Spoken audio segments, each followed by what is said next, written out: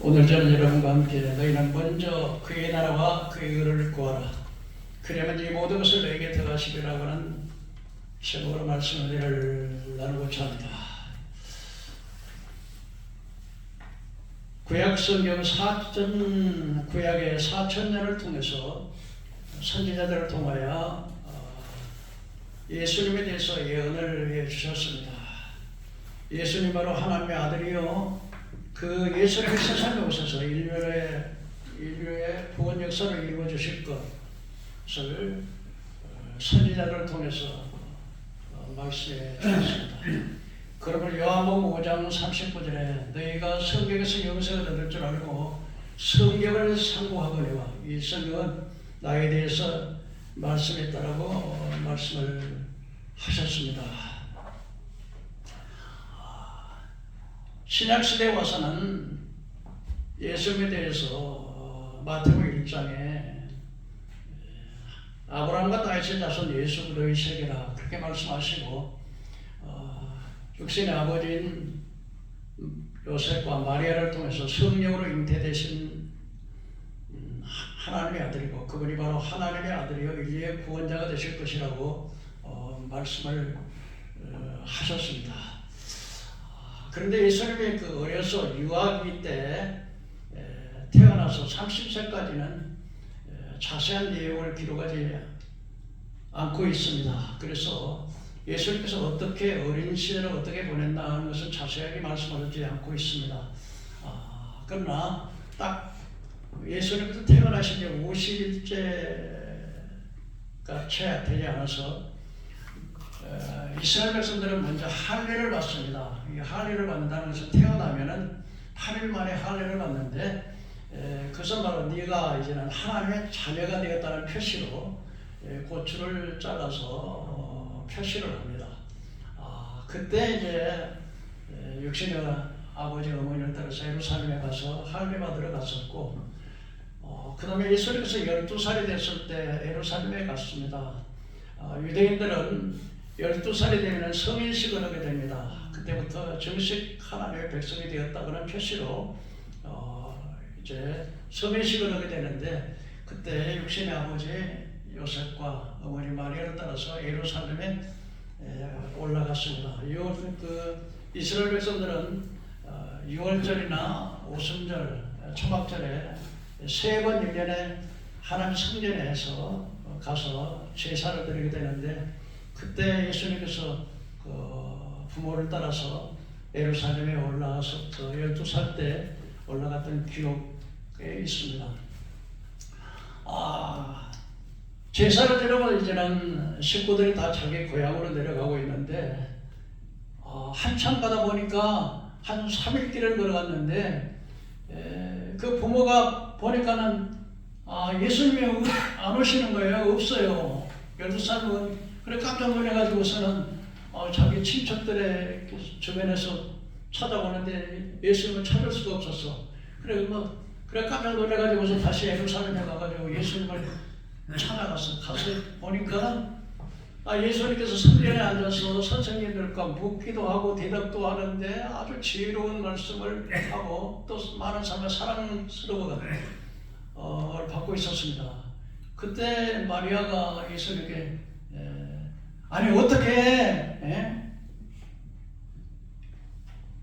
아버지를 따라오지도 않냐고, 아버지가 얼마나 걱정한 줄 아느냐, 너를 잃어버린 줄 알고. 그랬더니 예수님 하시는 말씀이 내가 아버지 집에 있어야 할 걸 아직 못하셨나이까. 그러고서 이제 아버지를 따라서 가서 30세가 될 때까지 육신의 아버지를 섬겼습니다. 육신의 아버지 요즘 직업이 목수였는데 목수의 일을 하셨습니다. 그리고 딱 30세가 되던 때 예수님보다 6개월 전에 태어나신 세례 요한이라고 하는 세례 요한이 있는데, 구약 시대에는 이사야 선지자부터 말라기 선지자까지 선지자를 보냈지만 이스라엘 백성들이 너무 완악하고 너무 거역하기 때문에 하나님께서는 아예 하나님의 말씀을 대변하는 주의 종들, 선지자들을 보내질 않았어요. 그래서 400년 동안 하나님의 말씀을 전혀 들을 수가 없었어요. 주의 종들이 없기 때문에. 그래서 그 기간을 중세 아복시대라 그렇게 말합니다.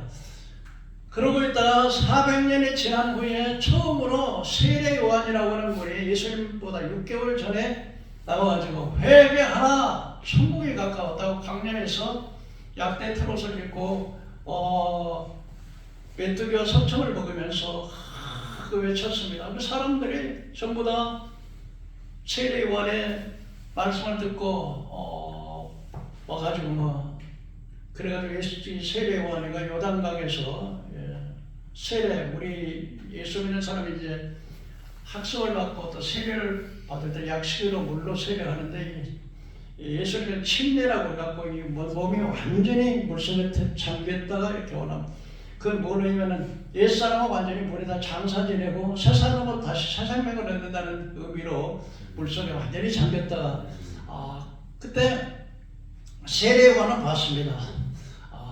예수님을 보고서 새 삼체를 주관하는 하나님의 어린 양을 보라.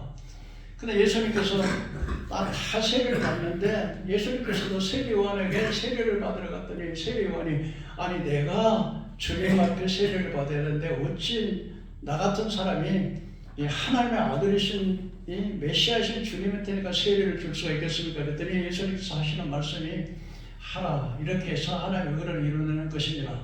그래서 이 세례 요한을 통해서 침례를 받으시고 물서서 올라올 때 하늘이 열리고 하나님의 성령인 비둘기 같은 성령이 예수님께 임하셨습니다. 그리고 하늘에서 소리가 나기를 이는 내 사랑하는 자요 기뻐하는 자라, 이는 내 사랑하는 아들이요 기뻐하는 자라고 하는 하나님의 음성을 들고 그때 이제 예수님께서 바로 성령으로 세례를 받으셨습니다.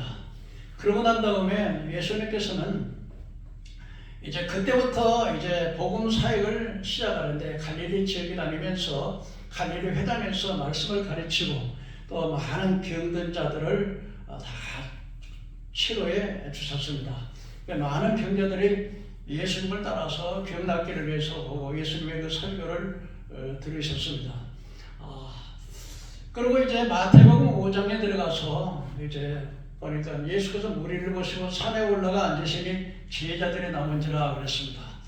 그래서 갈릴리에서 복음을 전하기 시작하면서 이제 많은 무리가 병든 자를 고치시고 귀신을 쫓아내시고 중풍자를 일으키시고 기적을 베풀다 보니까 많은 환자들이 치료를 받기 위해서 예수님께 나왔습니다.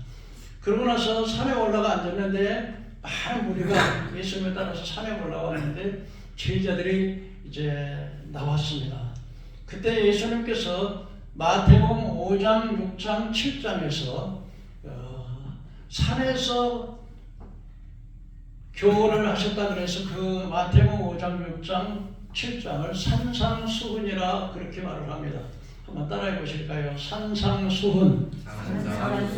산에서 말씀을 가르쳤다. 그래서 그 말씀을 산상수훈이라고 합니다. 그래서 예수님께서 제일 첫 번의 설교로서 팔복을 말씀하시고 대개 마태복음 5장, 6장, 7장은 바로 성도가 이 땅에 살아가면서 어떻게 신앙생활을 하고 어떻게 하나님을 섬겨한다 하는 사실을 가르치는 내용이에요. 그래서 성도가 어떻게 이 세상을 살아야 하는가, 너는 세상에 나가서 빛과 소금의 역할을 감당하는 자가 되게 하고, 또 무엇보다도 우리 예수님께서 이 산상수훈에서 강조하시는 것이 기도에 대해서, 특별히 우리가 주님 가르쳐 주신 기도를 하지 않습니까? 가르쳐 주신 주기도문을 또 이렇게 가르쳐 주시고, 그 다음에 무엇보다도 천국에 들어갈 수 있는 자격자, 어떻게 하는 자가 천국에 들어갈 수 있는가 하는 사실을 가르쳐 주시고, 또 가장 핵심적인 것으로 너희 보화를 땅에다 쌓지 말고 자기 영원한 하나님 나라에다 보화를 쌓아 말씀하시고, 또 무엇보다도 가장 중요한 것은 지옥에 대해서 예수님께서 말씀을 하셨습니다. 지옥은 불이 계속 타는 곳이고 벌레도 죽지 않고 구덩이도 죽지 않고 끊임없이 끝이 없는, 죽음도 없으면서 고통당하는 그런 지옥에 대해서 말씀을 하시고, 오늘 본문의 말씀에 와서 너희가 먼저 그의 나라와 그의 의를 구하라. 그러면 이 모든 것을 너희에게 더하시리라고 말씀을 하셨습니다. 그래서 오늘 제가 산상순 가운데 주님께서 하신 너희가 먼저 그의 나라와 그의 의를 구하라. 그러면 이 모든 것을 너희에게 더하시리라고는 말씀으로 그 의미를 여러분들에게 나누도록 하겠습니다. 예수님께서 길 갔을 때 어떤 사람이 주님, 제가 주님을 따라가겠습니다. 주님을 따르겠습니다. 그럴 때 예수님께서 말씀하시기를 여호도 굴이 있고 공중에 나는 새도 깃들 곳이 있었지만은 인자는 머리 둘 곳이 없느니라. 이 말씀은 무슨 말씀이겠습니까? 나를 따라오는 것은 평안하다는 것이 아니라 어떻게 해요?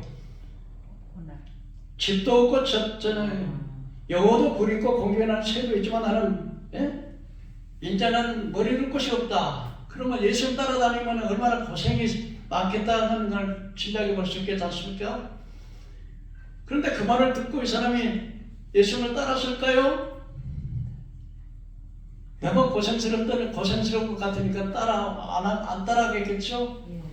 근데 또 한 번 사람이 예수님께 말씀하신 나를 따르라고 했더니 예수님, 내가 먼저 가서 우리 아버지가 좀 돌아가셨는데 장사 지내고 나서 내가 주님 따라가겠습니다. 그랬더니 예수님께서 하시는 말씀이 죽은 자로 하여금 죽은 자로 장사하는 나를 따르라. 그 다음에 또 한 사람이 예수님, 내가 주님 따르겠습니다. 그런데 내가 주님을 따라가긴 가는데 주님을 따라 가야 되는데 먼저 가서 우리 집에 식구에게 작별 인사를 드리고 가겠습니다. 이렇게 이야기를 하니까 예수님께서 하시는 말씀이 쟁기를 잡고 뒤를 돌아보는 자는 내게 합당치 않느니라. 무슨 말이겠어요? 그러니까 예수님을 따라가려면 세상에 이런 얼마나 중요한가. 아버지가 돌아가시면 당연히 장사 지내야지. 또 예수님을 따라가려면 내가 집에서 인사하고 내가 예수님 따라서 지금 내가 제자가 되기 위해서 따라가겠습니다. 인사드리. 그 세상적인 법칙으로 보면은 그것이 세상 일이 먼저지만은 주님께서는 세상 일 먼저 하지 말고 나를 따라올 제자가 될 수 있는 자격은 고생 각오하고 그 다음에 세상 일은 아무리 급한 일이지만 이게 죽은 자로 해서 죽은 자를 위해서 장사하는 나를 따라가는 그 의미가 뭐겠습니까? 죽은 자는 영적으로 육신은 살았지만 영적으로 죽은 자. 그러니까 그들에게 장사는 그들에게 맡기고 너는 나를 따라오라. 근데 이 세 사람이 모두가 다 예수님을 따라온 게 아니라 이 세 사람 모두가 다 예수님을 따라오지 못했어요. 다 떨어졌어요. 그때 예수님께서 쟁기를 잡고 뒤를 돌아보는 자 내게 합당치 않다. 무슨 말이겠습니까? 시골에서 쟁기를 잡고 서로 밭을 갈아볼 때 이 쟁기를 반드시 딱 잡아야지 조금만 이렇게 하면 이 쟁기가 이렇게 돌아가지고요. 쟁기질을 못하게 되는 거예요. 그러니까 예수님께서는요, 나를 따라오려거든 세상 일을 접어놓고 나 따라오라. 믿으시면 한번 아멘 합시다. 그래서 예수님께서 먼저 그의 나라와 그의 의를 먼저 보라. 그러니까 여러분 먼저 할 것을 먼저 하고 나중에 할 것을 나중에 순서를 바꾸지 말아라. 세상 사람들은 먼저 그 나라와 이 모든 것보다 더해주라고 하지만 예수님께서는 먼저 그의 나라와 그의 의를 먼저 구하라는 것입니다. 그렇다면 첫째로 여러분 그의 나라와 그의 의를 구하라. 구하라고 하는 말은 다른 말로 말하면 기도하라. 무슨 말이에요? 기도하라. 그런데 뭘 먼저 구하라? 그 나라를 구하라 먼저요. 그 나라가 뭡니까? 그 나라. 천국. 여러분 우리가 한 국가라고 말할 때 국가는 3대 조건이 갖춰져야 국가라고 하는 거죠. 그게 뭐겠어요?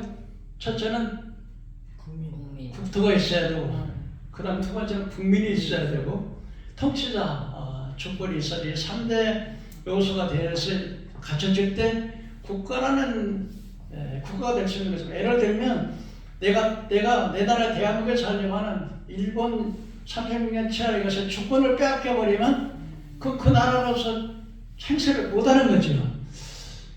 그런 것처럼 이 하나님 나라가 뭐냐? 그의 나라는 바로 하나님 나라죠. 그의 나라니까 하나님 나라가 그의 나라인데 그의 나라가 바로 뭐냐? 바로 그의 나라가 되기 위해서는 하나님의 통치가 이루어지는 나라. 그의 나라가 뭐라고요? 하나님의 통치가. 그러니까 한 나라의 통치가 이루어지잖아요. 그래야 국민을 다스려야 되는 통치가 된 그 나라잖아요. 그러니까 하나님의 통치가 이루어지는 나라. 그것이 바로 하나님의 나라입니다. 근데 세상 사람들은 전부 다 누가 주인이에요? 내가 주인이야, 내가 주인. 그런데 내가 주인에서 내 맘대로, 내가 내 맘대로, 내가 사는 거지, 내 인생은 내가 사는 거지, 내 맘대로 사는 거지. 근데 내가 주인이 아니고 또 누가 또 주인이 될 수 있어. 그런데 하나님께서는 너희가 먼저 그의 나라를 구하면 네 주인이 바로 내가 주인이 돼서 내가 너를 다스리고 통치하는 그것이 될 때 비로소 하나님의 나라가 된다 이거예요. 하나님의 통치가 이루어져야. 그래서 갈라디아서 2장 20절에 보니까 내가 그리스도와 함께 십자가에 못 박였나니 이제는 내가 사는 것이 아니라 내 속에 그리스도가 사신 것이라. 내가 이 육체 가운데 사는 것은 나를 위하여 죽었다가 사신 그리스도를 믿는 믿음 안에서 사는 것이라. 그러니까 예수를 믿으면 옛사람 내가 태어난 옛사람은 십자가에 못 박아 죽고 다시 내 안에는 내가 사는 것이 아니라 누가 살아요 내 안에? 그래서 고린도전서 3장 9절에 너희는 하나님의 성령의 전인 것과 너희 안에 성령이 간 걸 알지 못하느냐. 여러분 예수님 믿으시면 한번 아멘 합시다. 그럼 우리 마음속에 누가 계세요? 성령 하나님 우리 안에 계시는 거예요. 예수님께서는 예수 안 믿는 사람에게 나왔고 내가 문 밖에서 두드리노니 누구든지 내 음성을 듣고 물을 열면 나는 그러다 벌어먹고 그런 나라 더 먹으라 말씀하잖아요. 그러니까 예수님께서는 불신자에게 지금 계속 찾아와서 내가 너와 같이 살 테니까 나의 문자를 열어라. 그래서 예수님을 영접하는 자가 하나님의 자녀가 되는 거예요. 마음속에. 그러면 내 속에 누가 사세요? 우리 하나님이 계세요. 그러면 나를 통치하시는 이가 누구예요? 바로 내 마음대로 사는 것은 하나님 나라가 아니에요. 이제 누구의 통치 지배를 받아야 돼요? 하나님의 지배를 받아요. 그게 바로 하나님의 나라예요. 그래서 내 개인이 하나님의 통치가 이루어지면 그것이 하나님의 나라. 이 교회가 하나님의 통치가 이루어지면 그것이 하나님의 나라. 이 나라가 하나님의 통치가 이루어지는 나라, 그 나라가 바로 하나님의 나라인 거예요. 근데 나라라고 할 때 나라가 되려면 하나님의 통치가 되려면 하나님의 법이 있잖아요. 나라에도 법이 있는 것처럼 하나님의 통치가 이루어지기 위해서는 하나님 나라도 하나님의 통치의 법이 있잖아요. 믿습니까 여러분? 네. 나라에 법이 없는 나라가 어디 있겠습니까? 하나님의 통치하는 그래서 하나님 나라가 내 임에 있다고 하는 것은 너희가 먼저 그의 나라와 그의 의를 구하는 먼저 하나님 나라를 구하는 것은 바로 하나님의 내가 주인이 아니라 하나님의 통치가 내 안에서 나를 다스리고 하나님께서 주신 그 법을 내가 지킬 때 그것이 바로 하나님 나라라는 거예요. 그걸 구하라는 거예요. 먼저 그걸 구하라는 거죠. 예수를 믿으면서 내 멋대로 살면 그건 하나님의 통치를 받는 거예요. 아니죠. 여러분 하나님 나라가 여러분 속에 임하기를 제 이름으로 축원합니다. 네. 하나님 나라가 내 안에 있어야 그거 천국까지. 하나님 나라가 내 안에 없고 마귀가 지배받으면 그거 어떻게 천국 가겠어? 그러니까 먼저 무엇부터 구하라? 하나님 나라. 하나님 나라는 뭐예요? 그 나라가 뭐예요? 바로 하나님 나라인데 그 나라가 되기 위해서 어떻게 해야 돼요? 하나님의 통치가 내 안에서 이루어져요. 또 하나님의 통치를 지키려면 하나님의 계명을 지켜야 되는 거죠. 그래서 우리가 이스라엘 백성을 선택하시고 율법을 주셨는데 율법은 바로 죄를 깨닫게 해서 율법을 주셨는데 율법이 613가지나 되는데 이 율법을 요약하면 10계명으로 요약할 수가 있습니다. 그래서 제 10계명 제일 첫 번째 10계명 제일 첫째가 뭐예요? 내 앞에서 다른 신을 내게 두지 말라. 한번 따라합시다. 내 앞에서 다른 신을 내게 두지 말라. 그러니까 하나님 외에 다른 신은 많은 종교가 있지만 전부 다 하나님의 반역이라는 사탄, 마귀, 귀신들을 섬기지 마라. 하나님을. 그다음에 두 번째 계명으로 너를 위해 우상을 만들지 말고 하늘에 있는 것이나 땅에 있는 것이나 땅에 있는 어떤 것도 만들지 말고 그것들에게 절하지 말고 그걸 섬기지 말라. 나 여호와 하나님은 질투하시는 하나님이에요. 여러분 질투를 왜 해요? 사랑하기 때문에. 하나님은 하나님만 살아가기를 원하지 하나님보다 저 마귀 귀신은. 그러면 여러분 하나님께서 마귀가 여러분들에게 먹을 것을 주시고 입을 것을 주시고 이 세상을 마귀가 만들었어요? 하나님 만들었어요? 하나님. 그러면 하나님을 섬겨야 돼? 마귀를 섬겨야 돼? 근데 내가 부인 내가 결혼해가지고 내 아내가 있는데 내 아내가 바람을 피워. 그러면은 그거 애정이 없으면 그냥 그렇든 말든 상관없겠지만 내가 사랑하는 사람이 뭐 어떻게 질투가 나요 안 나요? 질투가 안 난다고 거짓말이지. 그 사랑 안 난 거지. 내 사랑하는 아내가 다른 사람하고 다른 남자하고 그렇게 하면 질투가 나는 거 당연한 거지요. 그래서 하나님은 나는 질투하시는 하나님이라고 해. 왜 질투해요? 사랑하니까요. 그 다음에 세 번째 계명에 보면 여호와 이름을 망령 때 일컫지 말아요. 어떻게 하라고요? 여호와 이름을 망령 때 일컫는다는 게 뭐예요? 바로 하나님을 멸시하는 거예요. 하나님은 멸시하는 거예요. 이렇게 망령. 그다음 네 번째 뭐예요? 네 번째 하나님에 대한, 그러니까 첫째부터 넷째까지는 하나님에 대한 계명인데 내 앞에 다른 신을 내게 두지 말라. 너를 위해 우상을 만들지 말고 하늘에 있는 것이나 땅에 있는 것이나 땅 안에 있는 모든 걸 만들지 말고 거기 절하지 말고 섬기지 말라. 나 여호와는 질투하신 하나님이라. 세 번째 여호와 이름을 망령 때 일컫지 말라. 제사는 안식일을 기억하여 거룩히 지키라. 네 번째 계명이 뭐라고요? 안식일을 기억하여 거룩히 지키라. 여섯 동안 힘써 내 모든 일을 할 것이나 제 일곱째는 내 하나님 여호와의 안식일에 즉 너나 내 아들이나 내 딸이나 내 남종이나 내 여종이나 내 가축이나 내 문 안에 머무는 객이라도 아무 일도 하지 말라.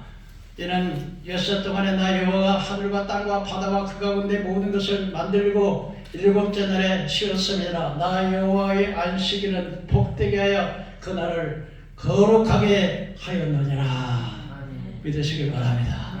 하나님께서요 안식일을 주신 것은 어떻게 우리의 무거운 의무를 지기 위해서 주신 게 아니라, 여러분 세상에 노동하는 사람이 제일 기쁜 날이 어떤 날이에요? 쉬는 날. 쉬는 날. 하나님께서 우리에게 무거운 짐을 주시기 위해서 그런 게 안식일을 지키라는 게 아니라 쉬라고. 사람은요 계속 일을 하면 망가져갖고요 병들었으면 병드는 거야. 엿새 동안 일하고 하루를 쉬어줘야 이것들 몸이 기계도 계속 돌아가면 마모되는 거야. 좀 쉬어줘야 되는 건데, 그래서 하나님께서는요 너희 처자식 아들이나 딸이나 아들과 딸만 쉬라는 게 아니라 남종이나 여종이나 심지어 내 문 안에 들어오는 객이라도 그날을 쉬어라. 그리고 짐승까지도 쉬어라. 여러분 노예 생활하는 종들이 어떻겠습니까? 마땅히 일만 하는데 목욕도 해야 되죠. 또 옷도 빨아야 되죠. 세탁도 해야 되죠. 또 자기 집에서 주면 뭐 이렇게 숨을 쉴 시간을 좀 줘야 될 거 아니에요. 남종과 여종들이요. 여러분 내가 이게 좀 미안합니다만은 이 현장 노가대 가면은요, 저도 이렇게 그 현장에 가서 이렇게 노가대 한번 며칠 한번 해봤어요. 근데 이게 일 시키는 사람이 좀 좋은 사람은 막 좀 쉬어가면서 하는데 고약한 사람은 앉아있는 꼴을 못 봐. 그러니까 사람들은 담배를 피워. 그러나 담배 피는 사람들은 내가 이해를 해요. 왜냐면 그냥 그래서 앉았으면 왜 당신이 이렇게 놀고 있냐고 그러는데 담배를 내가 지금 담배 한 대 피우고 있다고 그러면서 쉬는 거예요. 근데 이게 쉰다는 게 하나님께서 이렇게 쉬라고 하는 거 왜냐면요 사랑하기 때문에 그래요. 그냥 그리고 소도 그래요. 내 시골에서 보면은요 그 소가 이게 쟁기질을 할 때 보면 제가 이게 우리 할아버지가 나이가 드셔가지고 외할아버지인데 제가 그냥 초등학교 한 6년 때 되는데 쟁기를 이제 한다고 할 때 소가 말 안 듣다고 그래서 어려 소도 시키 봐가지고 꼬마가 니가 맞아. 근데요 제가 보니까 이 논을 갈 때 무지하게 힘들어요. 막 쟁기를 깊이 해가지고 가면은 그럼 막 소들이 막 침을 질질 흘리더라고 힘드니까. 그러니까 낙타라든지 소라든지 낙이라든지 무거운 짐을 지고 계속 일용하니까 짐승도 좀 쉬라고. 하나님은 사랑에 그렇게 인정이 많으신 하나님이야. 그래서 안식일을 지키라고 합니다. 그래서 하나님께서는 안식일날 짐을 지고 하면 하나님 불을 내리겠다니 성에다가. 근데 이게 이스라엘 사람들은 안식일을 지켜야 되잖아요. 그런데 이제 제사를 지나면 양이나 이제 낙이나 수양이나 수염살을 가지고 오는데 애굽 사람들이 장사를 하려고 이제 안식일 날 그런 걸 가져와. 소도 가져오고 그러면 이제 팔아 먹으려고. 그러면 이제 장사를 할 사람들은 이제 사람들이 안식일 교회 가서 하나님께 섬겨야 되는데 이제 그 소 장사하려고 그거 살려고 이제 그거 사러 가. 그러면 안식일 못 지키잖아. 그러니까 성전에 문을 막아버리는 거야. 안식일날은 문을 딱 닫아서. 근데 사람들이 이걸 팔아먹으려고 또 막 와. 그러면 그래가지고 하나님께서 아예 그냥 문을 닫아버려라. 안식일날은 문을 닫아버려라. 그러면서 하나님께서는 안식일을 지키는 자에게는요, 내가 안식일을 지키는 자에게 내가 너를 높이 올리고 야곱으로 기르기라는 여호와의 말씀이니라. 그리고요 안식일을 지킬 때 내가 안식일날 안식일을 거룩하게 지키면 너희 장군들이나 군인들이나 장수들이나 왕들이 이 성으로 말을 타고 들어와서 평강으로 전쟁을 안 일으키고 계속해서 왕들이 너에게 떨어지지 않고 이 나라가 망하지 않고 계속해서 이 나라가 강건하도록 내 자자손손 평탄하게 살 수 있도록 그렇게 축복해 주시겠다고 약속하신 거예요. 하나님께서 이때 안식일을 그 다음에 5번째부터 10번째까지 계명이 뭐냐니까 내 부모를 주어서 공경하라. 땅에서 잘 때고 장소를 여러분 하나님이 다른 건 약속 안 했는데 하지 마라 하라 이렇게 계명인데 이 부모에 대한 것은 부모를 공경한 땅에서 절대로 장수하도록 하나님의 축복을 주시고 또 부모들은 자녀를 노엽게 하지 말고 제 훈계와 교양으로 양육하라 이렇게 말씀을 하셨습니다. 오늘날 보면은 참 일찍 아버지 일찍 돌아가시고 그냥 엄마가 그 자식들 키우느라고 그냥 콩나물 장사하고 그냥 시장 바닥에 가서 파출고 하고 손발에 우리 진달래 마르잖아요. 그렇게 고생을 해가지고 키우면 얘들이 또 이렇게 그냥 엄마가 이제 그냥 이 헛떡 같은 거 구워가지고 팔면은 학교 갔다 와가지고 이제 배가 고픈데 그 엄마가 주면 엄마 고마워 막 그럼 엄마 내가 크면은 막 효도하고 막 잘할게 그런데 딱 시집가고 장가가면 언제 그랬나는 식으로 그리고요 보통 보면 이제 아버지가 이렇게 돌아가시면 내가 이게 유튜브 보면 그런 이야기야 그러니까 이남 1년대 아들이 둘에다가 딸이 하나인데 아버지가 이제 병원을 하다가 원장을 하다가 돌아가셨어. 그 재산이 좀 있죠. 근데 이제 엄마가 돌아가시니까 막 한 3개월 동안은 매일 찾아와갖고 막 엄마 위문한다고 위로한다고 삼남매가 찾아와가지고 막 그러더라고. 그래 어느 날은 또 이제 심각하게 와가지고는 이제 삼남매가 문어를 해가지고 또 왔는데 와갖고 엄마 그 혼자 있으면 우리가 마음도 안 놓이고 그러니까 집 팔고 엄마 이렇게 나이 드셔가지고 이거 엄마 이거 재산 관리하기 힘드니까 우리가 관리할게. 그리고 엄마는 우리 집에 와서 살아. 우리가 모실게. 걱정되고 그래서 그래. 그 엄마가 너희들 집에 가서 산다는 것도 또 이렇게 내가 혼자 사는 게 편하지. 이제 그런 마음이 들지 않습니까? 근데 막 엄마 우리가 효도할 테니까. 그래서 이제 3개월 동안 이제 큰아들, 둘째 아들 몇 달 동안은 그렇게 하다니 집을 다 팔고 그냥 아들 삼남매 다 재산 다 나눠줘 버려서 다 나눠줘 버려. 아무것도 없죠 이제 뭐 그들의 집가 그냥. 근데 그때부터 이제 한 3개월 지나니까 이제는 며느리들이 벌써 며느리들도 그렇고 딸들도 그렇고 아예 그냥 심무치고 그러는 거예요.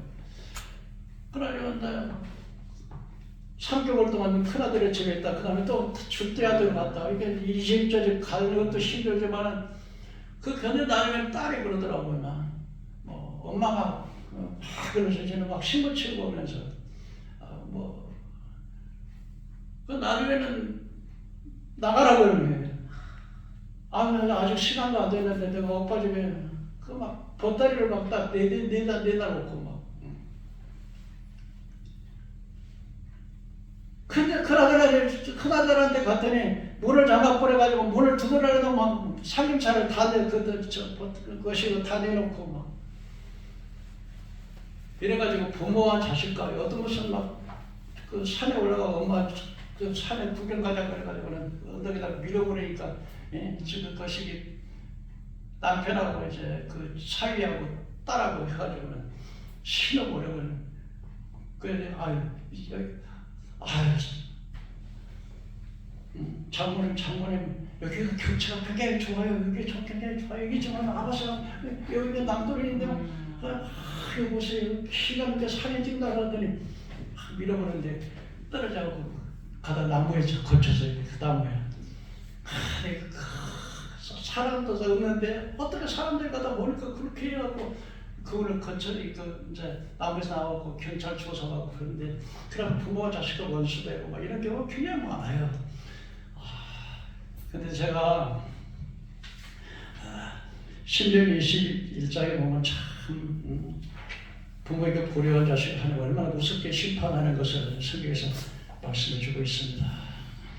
근데요, 다 그런 아들 자식들만 있는 게 아니라 진짜 효녀 효부가 있어요.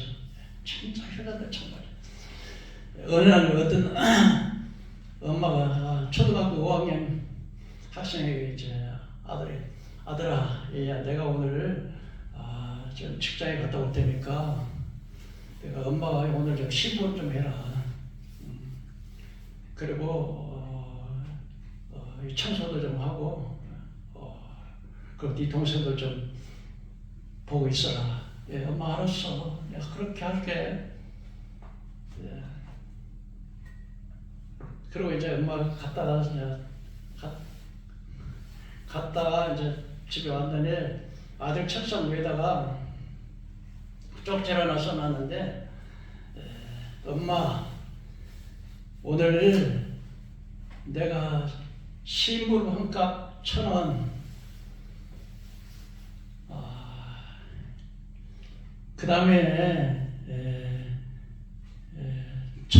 방 청소값 700원, 숙제 한값 700원, 그리고 동생 봐준 것도 500원, 개 2,900원 그렇게 쪽지에다 싹 써가지고 책상에 올려놨어. 그 엄마가 이제 갔다 와가지고 이렇게 가만히 보니까 이제 쪽지를 써서 엄마가 빙그레 웃으면서 엄마가 다시 쪽지에다가 이렇게 썼어. 엄마가 너 10달 동안 배에다 담아놔가지고 고생한 것 무료. 그 다음에 엄마가 너를 날라고 진통할 때 아주 고생하고 죽을 뻔했던 거 그렇게 해가지고 너를 힘들게 낳는 것 무료. 그다음에 내가 지금까지 너 먹이고 입힌 거 공짜 무료.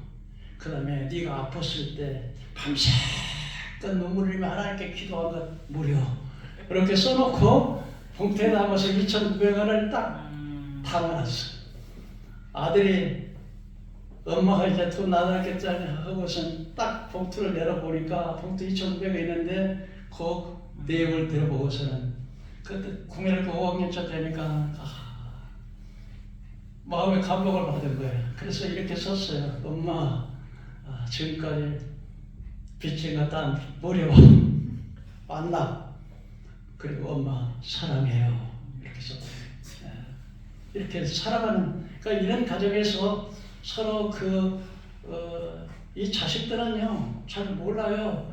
지가 숙제하고 심부름 오고 이런 것만 알지 엄마가 이렇게 키우고 이랬다는 거 이걸 모르는 거야. 근데 그 엄마가 지혜롭죠.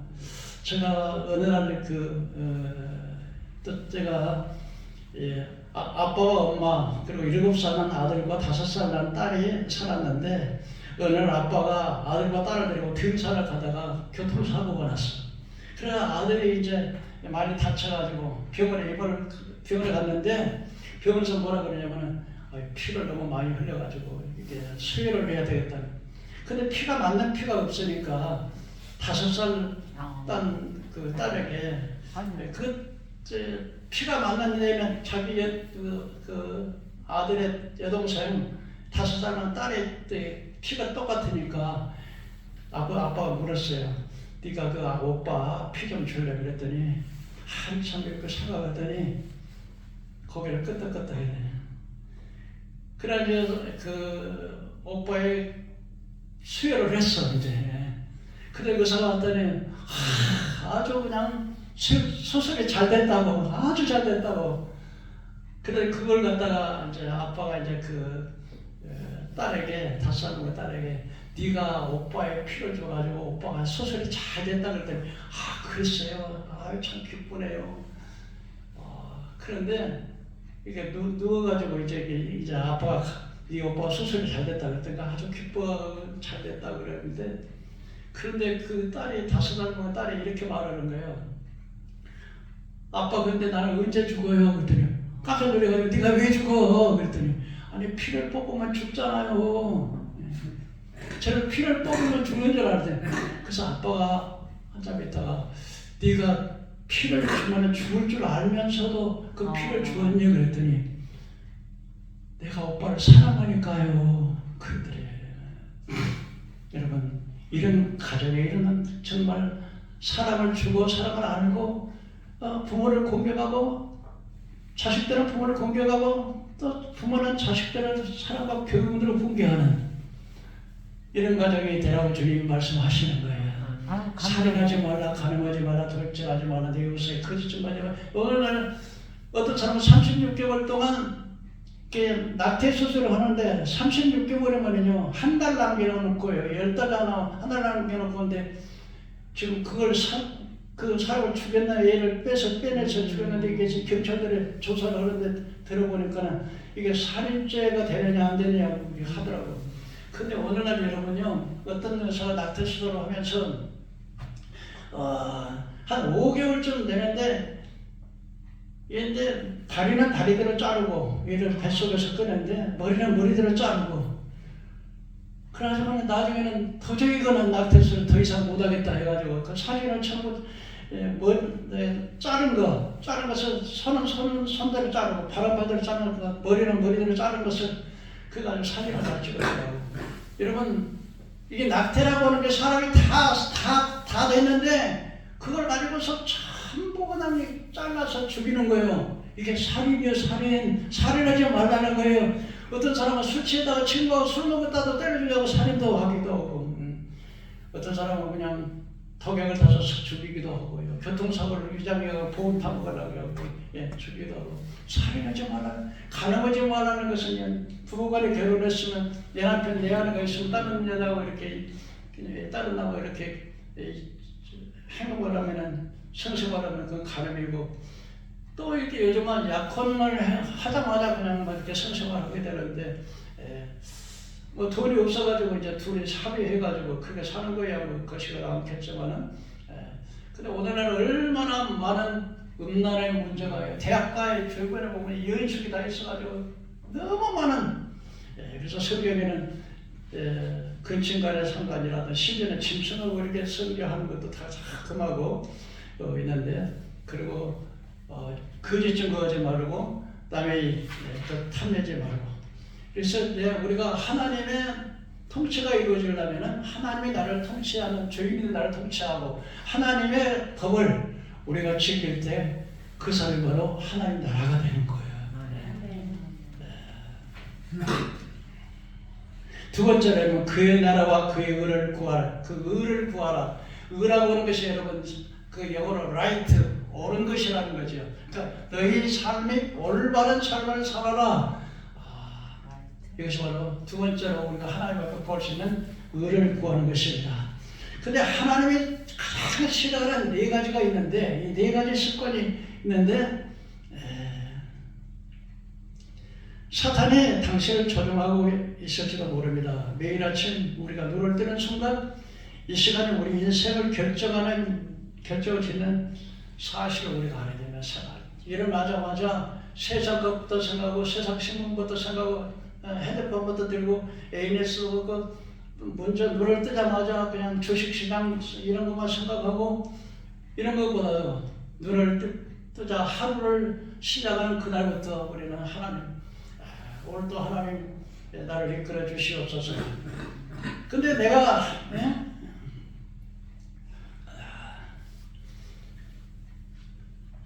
주님과 동행하는 하나님의 기도를 시작하지 않은 사람이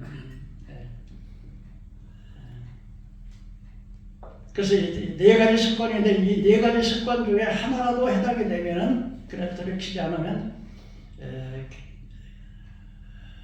결코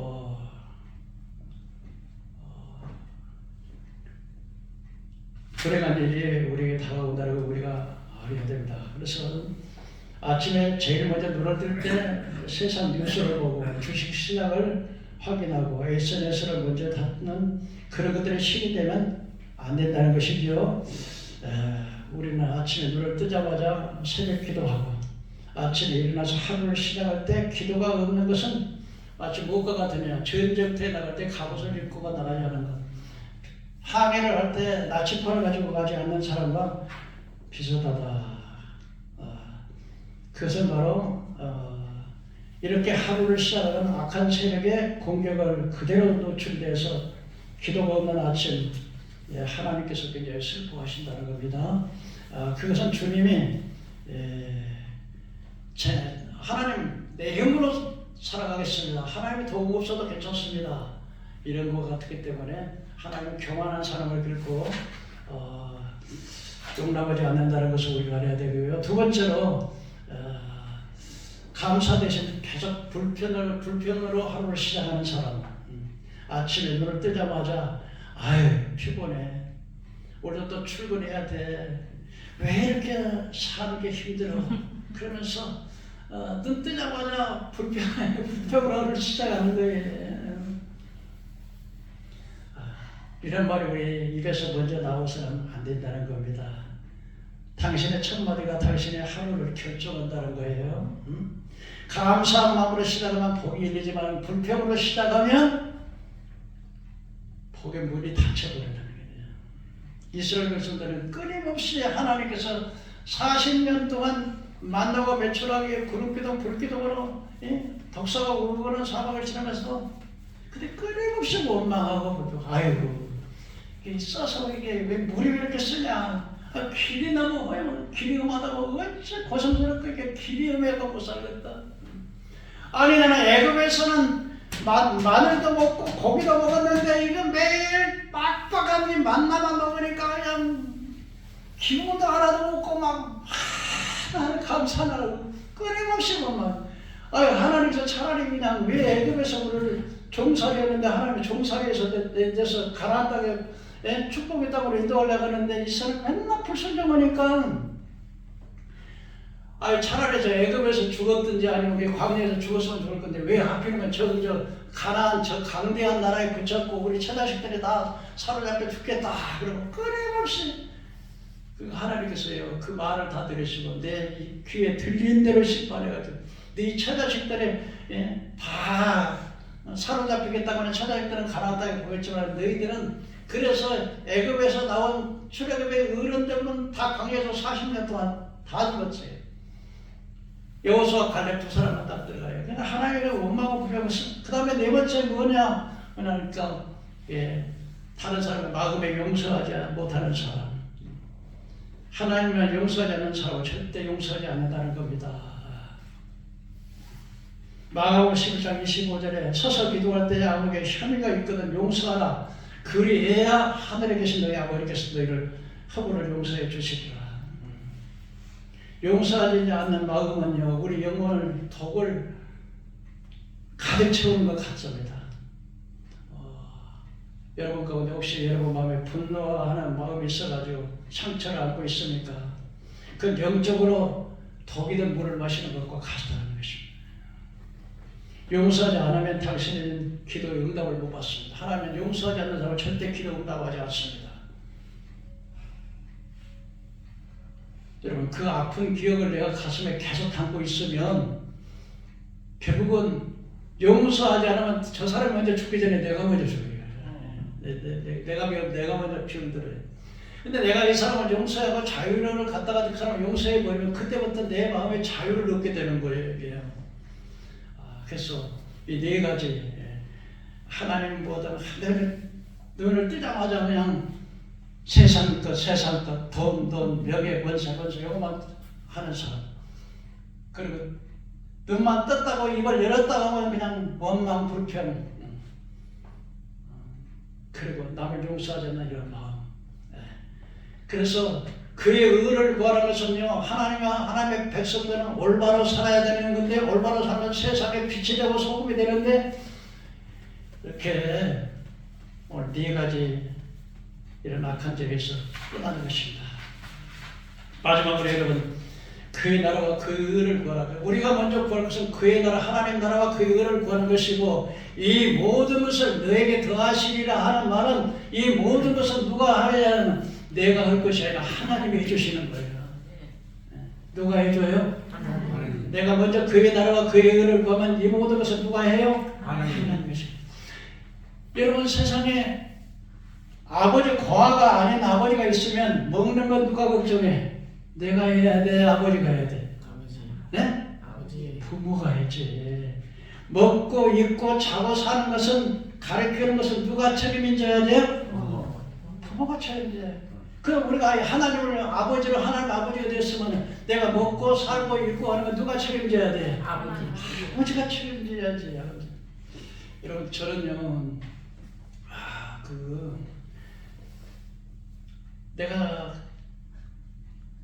내가 아니면 나를 먹였어. 내가 노력해서 내가 안 하면 내가 그냥 굶어 죽을 수밖에 없다. 그러니까 내가 죽든 살든 죽는 순간까지는 내가 노력을 해야 하겠지. 그 마음 이해 안 가는 거 아니에요. 다 가죠. 그러나 하나님 어떻게 하라고요? 그건 내가 책임질게. 먹고 사는 거, 입고 사는 거, 내가 장가가고 시집가고 공부하고 이 모든 것은 내게 맡겨라. 그래서 주님 뭐라 해요? 공중에 나는 새를 보라. 심지도 않고 거두지를 곳간에 모아둔 것이 없을 때 누가 먹여요? 천국께서 먹이시고 기르시나니 너희는 이것들보다 귀하지 아니하냐? 믿습니까? 공중의 새보다 우리가 더 귀하잖아요. 근데 그걸 누가 먹여요? 그 사람 농사하지 곳간에다가 모아두지 않으면 3세들은요 들의 백합화를 보라.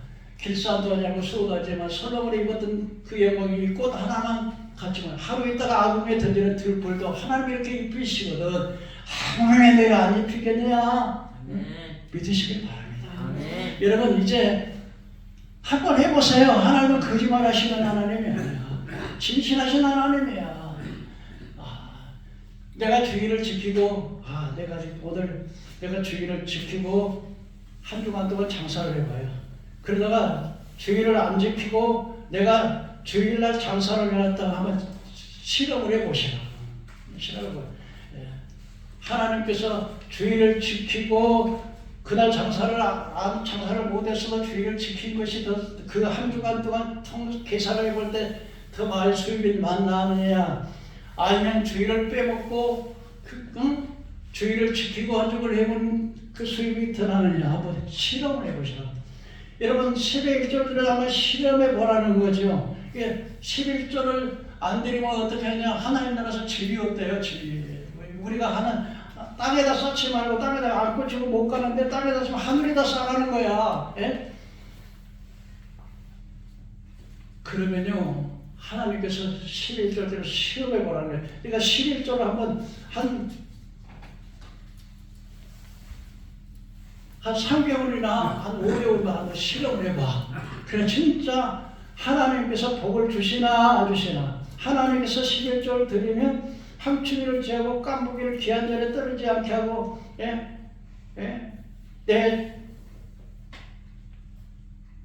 그래서 열매가 귀한 자리에 떨어지지. 열매라고 하는 것은 곡식의 열매만 아니라 내 자식도 열매하냐는 거니까. 그러니까 11조 드리면 내 자식이 내 앞에서 죽는다 열매가 귀한 자리에 안 떨어져.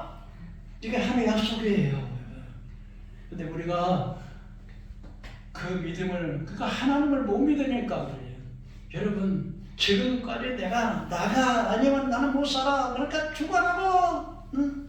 내가 인생을 살아가면서. 그런데 얼마나 잘 삽니까? 지금 현재 모양이 이 모양이 이 꼴이에요. 근데 하나님 뜻대로 살아가요. 내가 하려고 하면 잘 안 돼. 그건 하나님이 도와주시면 되는 거예요. 그래서 너희 우리가 해야 할 건 먼저 그의 나라와 그의 의를 구하면 이 모든 것을 내게 더하시리라. 저는요, 제가 이제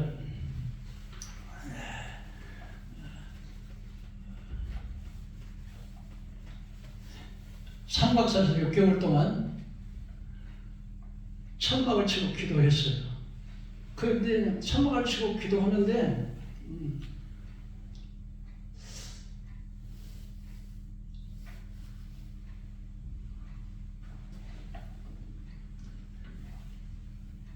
하루에 6번씩 사람이 4명 오든지 5명이 오든지 10명이 오든지 간에 하루에 6번씩 예배를 드렸어요. 그냥 계속 예배만 드렸어요. 근데 하나님께서 먹을 건 다 주시더라고. 근데 한 6개월 동안 이렇게, 그러니까 우리 자녀들도 고생 많이 했지. 큰아들, 둘째아들, 셋째아들 이렇게 같이 고생했는데, 근데 한 번은 갔다 오니까 이게 삼각산에서 천막을 쳐놓고 기도를 하는데, 또 어떤 과부가 또 천막 쳐줘가지고 거기서 이제 기도를 하는데, 한 번 갔다 왔더니 이 구청에 그 평창동에 그 구청에서는 거기에 불교가 있어요. 그래가지고 자꾸 고발을 해. 기도 못하게 막. 그러니까 천막을 치면 이 구청 직원들이 계속 때려 붙는 거야. 막 이게 전부 때려 붙고 막. 한번 갔다 왔더니 막 전부 다 그냥 때려 부숴놨어요. 그래서 내가 그랬어요. 그냥 에휴. 하나님 영광도 안 되고 나는 우리 어머니 집으로 가보랬더니 우리 사모님 혼자서 그 천막에서 기도하고 있더라고. 그랬더니 어떤 큰 교회 그러니까 성도들은 매일 와서 우리 천막에서 예배를 드리니까 알잖아요. 이렇게 예배했는데 근데 어떤 분이 와가지고서 시골의 교인이 한 명도 없는데 그냥 목사 안수받고 바로 이제 하는데 그 가면은 신령한 쪽으로 가면 될 것 같아가지고 근데 내려가자니 다 때려 부숴가지고 아무것도 없고 그것도 시골 교회 있다는데 내려가면 차비가 있어야 내려가는데 그랬더니 우리 집사람이 이제 혼자서 기도하고 있으니까 여자 전도사님이 와가지고는 그 이야기를 했던가 봐요. 교회로 내려가야 되는데 근데 차비가 없어가지고 못 내려간다고 그랬더니 그 전도사님 교회 가가지고 와서 이제 전부 다 그냥 과거를 해가지고 옛날 동전 있잖아요. 이거 이게 100원짜리인가 이런 거 이렇게 하고 저기다 좀 싸가지고 그러고 나중에 보니까 한 5,000원 정도 돼. 그래서 내가 그걸 가지고 이제 그 차로 이렇게 해가지고 가는데 그래도 옛날에 경찰들은 이렇게 또 교통 잡잖아. 또 이렇게 교통 위반이라 가지고 그래서 내가 속에 생각할 때 그 돈 5천 원, 옛날에 5천 원 하다 크지, 이제 한 80년도니까. 그 이걸 가지고서 시골 내려가서 아무도 교회도 없고 아무도 없으니까 밀가루 한 포 사려고 이걸 짱 받아놨는데, 경찰에 붙잡고 차를 안 오면 안 보내주니까 그때 5천 원 줬어요. 그거 아무것도 없지냐. 내려갔어요. 서천 비인이라고 해서 내려갔더니 캄캄해가지고 뭐 살림살이도 없고 그런데 이제 그 교회 가가지고 이러겠는데, 그 산에서 기도 오던 그 지금 신용철씨네 이름과 똑같은 나이가 똑같고 이름 똑같은 그분이 막 사람을 데리고 왔어. 목사님 막 이렇게 왔다고. 그러고 또 그 바로 그날 온 날 가서 또 기도하러 가자면 또 백사장으로 그래가지고 쫙 서천 간데 바닷가 해변가인데 거기 옛날에 간첩이 들어오니까 막 총으로 쏜다는 거예요. 모르는데 막 가자 그러고 그냥 쫙 하는데 막 핫도라이를 막 붙여서 그때 누가 총으로 쏴들어오면 다 죽었을 것인데, 그런 분들이 와서 이제 또 헌금도 해주고 참 그러면서 비인에서 4년 동안 이스라엘 광야 40년 경험을 다 했어요.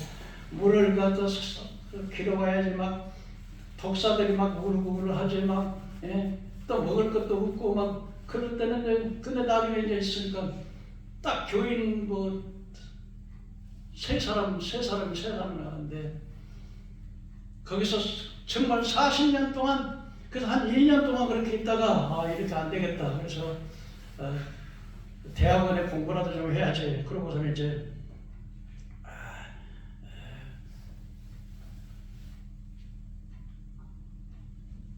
공부나 좀 해놔 이렇게 시간만 보내면 안 되겠다 그래서 이제 2년을 그렇게 지내고 2년은 이제 가서 근데 서천에서 버스를 타고 서울까지 가고 서울에서 이제 대학원에서 공부를 하려면 이제 올라갈 차비가 없어도 내려갈 차비가 또 근데 차비가 없고 공부할 때는 다 공부하는데 점심 식사를 할 때 있잖아요. 점심 식사를 하면 나는 이제 돈이 없으니까 그냥 목사님 가서 그리고 식사를 갑시다. 나 지금 저기 서점에 가서 좀 책 좀 보고 온다고 그러고 내일서 먹고 이제 그렇게 하고 등록금을 안 내니까 이제 사무실에서 등록금 내라고 계속 등록금 내라고. 그러니까 일부는 어떤 때는 이렇게 교회가 있으니까 어떤 분이 지나가다가 교회 이제 지나가다가 무슨 교회 종탑을 세워주고 했으니까 들어가 보니까 근데 며칠 갔더니 막 캄캄해가지고 기도실에 가가지고 우리 세 아들들하고 나하고 이렇게 자고 있는데 무엇이 확 물어보더니 이렇게 지뢰가 여기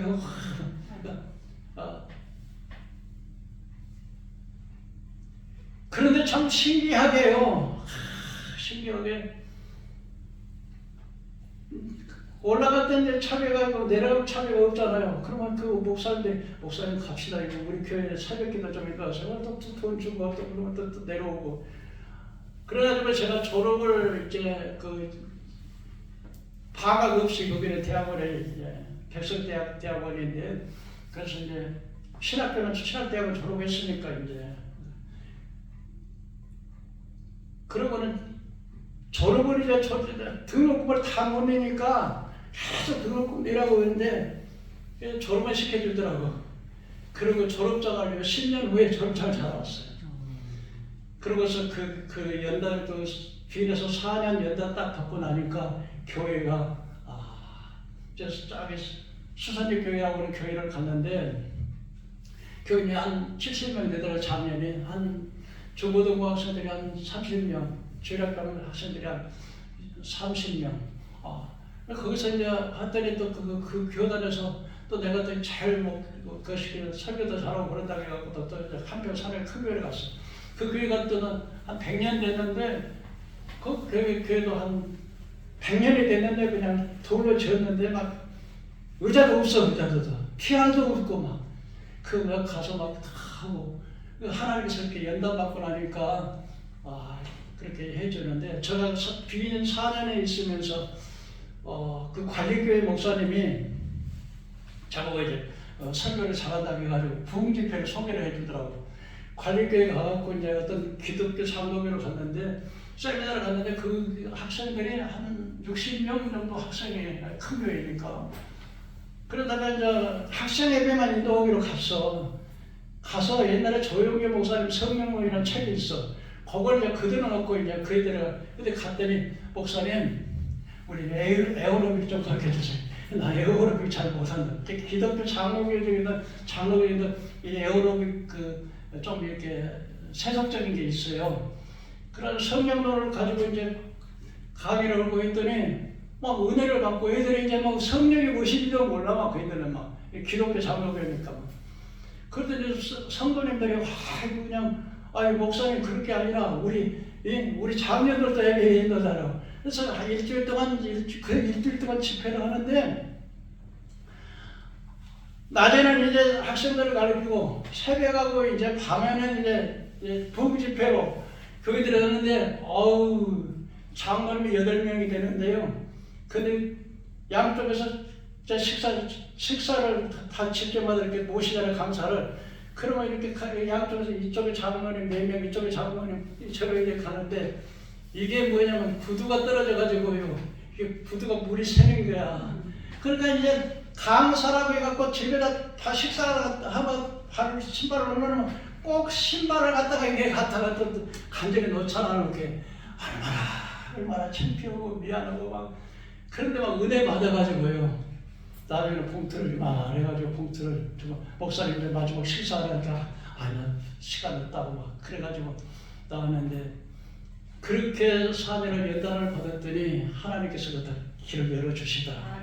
그러니까 그런데 제가 느끼는 건 뭐냐면 하나님께서 단 한 번도 그러고 난 다음에 단 한 번도 구두가 그렇게 떨어져가지고 그렇게 창피해가지고 그냥 그렇게 했는데 지금 구두가 3컬레 4컬레 옷이 양복이 10벌이 한 번도 하나님께서 그 어려운 중에도 밥 한 끼 굶지 않도록 우리 자녀들 세 자녀들 건강으로 키워주시고 병안 걸리게 하시고 다 하나님 은혜로. 그러니까 먼저 하나님 나를 연다니까 죄의 종이 된다는 것은 그냥 쉽게 되는 게 아니에요. 막 하나님의 강한 훈련을 시키는 거예요. 그렇게 해야만 저는 부자로 살았고 위에 가난을 몰라가지고요. 그런데 제가 이렇게 그 빈 4년에 가면서 참 한 번은 쌀이 딱 없다고 그래요. 그래서 여보 저쪽 가서 좀 당신이 좀 쌀 좀 그렇게 당신이 남편이고 당신이 나 모른다고 그러더라고. 근데 이제 쌀이 딱 떨어졌으면 먹을 게 하나도 없어. 근데 가만히 생각하니까 이제 김정자 집사를 생각나는 거예요. 서천에 군산에 배를 타고 가는데 이제 진짜 나는 이렇게 누구에게도 달라는 걸 잘 못하는데 그런데 뭐 국배석이니까 그 할 수 없이 그냥 배를 타고 갔는데 그 집사님 가서 대문을 들고 이러고 들어가야 되는데 대문을 열 용기가 안 나는 거야. 그런데 내가 이거 돌아서면은 우리 집사람들 전부 다 얘들 다 국배석이니까 모르겠다고 해서 그냥 안면 따고 문을 확 열고 들어갔더니 그 집사님 목사님 그렇잖아도 목사님 오시라고 여기서 돈이 들어와가지고 11조를 해놨다고 하는데 그 아들이 이제 군대 가려고 하는데 막 그 집사님이 막 고기를 막 내 입에다 막 넣어주고 막 그래 그걸 가지고 여기 오면서 이게 가난이라고 하는 게 이게 그래서 제가 어려움들 보면은 내가 이렇게 어려움을 안 당하고 자랐어요. 제가 지금 이 나이에 이렇게 키가 큰 사람 봤으니까 잘 먹고 잘 입었으니까. 근데 내가 뭐에 이야기하니까 먼저 그의 나라 구하면 하나님 책임지시는 거야. 책임지신다고. 근데 그 어려운 중에서 단 한 끼 굶거나 병들거나 세상에 우리 애들이 학교에 여기 바로 가면 학교 밑에 학교에 여기 길이 있는데 독사들이 막 얼마나 많은지 내가 사고로에 독사를 막 전부 다 근데 사고 나지 않도록 다 만들어줘. 4년 동안 그래서 연단 받고 난 다음에 하나님께 길을 열어주시다. 지금까지 하나님께서 나 같은 사람을 그냥 신학교 학장으로서요 100여 명 이상 신학생들 졸업시키고 목사수하고 각 초회장으로 노회장으로 하나님 가는 곳마다 높여주시고 세상에 목사님들이 제 옆에 앉는 것이 영광이어가지고 내 옆에 가서 이렇게 앉으라 이렇게 높여주시고 먼저 그의 나라와 그 일을 구하면 이 모든 건 하나님이 다 하시는 거예요. 깨닫게 되기를 주의 이름으로 축원합니다. 기도하겠습니다.